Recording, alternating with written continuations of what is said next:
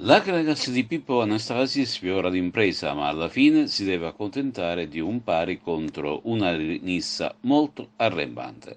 La rete del momentaneo vantaggio porta la firma di Peppe Campino al 20° del primo tempo, che sfrutta una perfetta punizione cross di Giuffrida. La gioia del gol dura alcuni minuti, anche perché la compagine di casa riesce a portarsi in parità al 39° su tiro di Prestia deviato dal compagno di squadra Matera.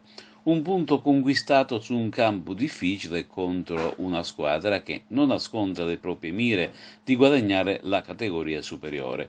Debutto stagionale per l'ultimo arrivato, vale a dire il portiere Dom, che ha dovuto sostituire all'ultimo istante Di Carlo, infortunatosi alla caviglia durante il riscaldamento. Ed ora spazio alle interviste. Più che il punto, ripeto, più che il punto, quello che valeva era dimostrare che veramente siamo in fase di crescita, ma questo non avevo dubbi perché durante la settimana un allenatore percepisce la miglioria della squadra. Questo mi faceva ben sperare in settimana, ero tranquillo e sicuro e sereno di una partita che potevamo fare nostra. Che partita è stata, mister? Ma è stata una partita gagliarda da parte di tutte e due le squadre. Purtroppo il terreno di gioco penalizza sia noi che loro. Infatti quasi tutte le azioni sono venute da palle da fermo, ma queste erano studiate.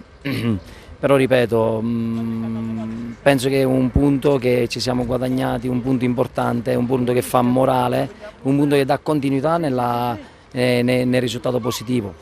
Pareggio giusto alla fine? Secondo me sì, secondo me un pareggio era quello giusto, noi avevamo avuto l'opportunità di passare in vantaggio, loro sono stati bravi a pareggiare anche se è stata una deviazione, però tutto sommato penso che le due squadre si sono equivalse, quindi penso che il pareggio è la cosa più onesta, più giusta. Come sta Di Carlo e come sta anche Ferrigno che è uscito forse malconcio? No, Ferrigno è stata una scelta perché avevamo un po' di difficoltà su quella fascia, lui essendo ammonito non volevo rischiare l'espulsione. Invece per quanto riguarda Salvo domani faremo le dovute accertamenti per vedere un attimino il da farsi, però non penso che sia una cosa importante. Sì, soddisfatto, mi è piaciuto più che altro l'atteggiamento della squadra, perché sapevamo che venivamo a giocare senza offendere per carità né la società né i cittadini di Caltanissetta su un campo di patate improponibile, un campo del genere. E noi che siamo una squadra a centrocampo molto tecnica abbiamo dovuto cambiare atteggiamento di gioco e perciò mi è piaciuto tantissimo l'atteggiamento della squadra. Cos'è mancato all'Akragas per cercare di portare a casa i 3 punti?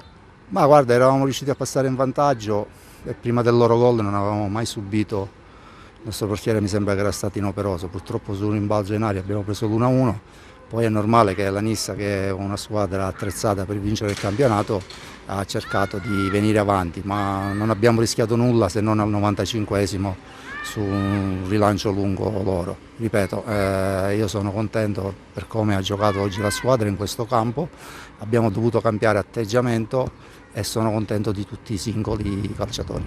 È ancora presto per dirlo, ma dove può arrivare quest'Akragas?